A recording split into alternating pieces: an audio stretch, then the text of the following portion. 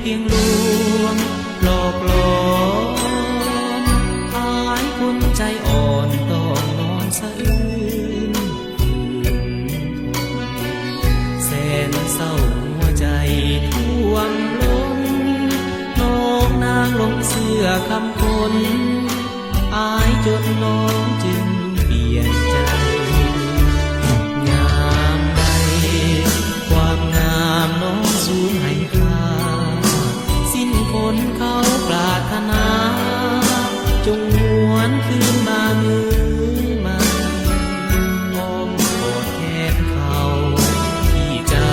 เคยพักอาศัยลงเดินทางที่ผ่านไปอายยอมอภัยให้น้องมีคนเขาซ้ำยามเหยียบปะนามเย้ยยัน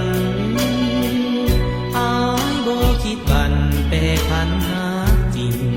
มันบ่ขอมอบหัวใจให้น้องสาหาเคียงคู่เฮาสองได้พอ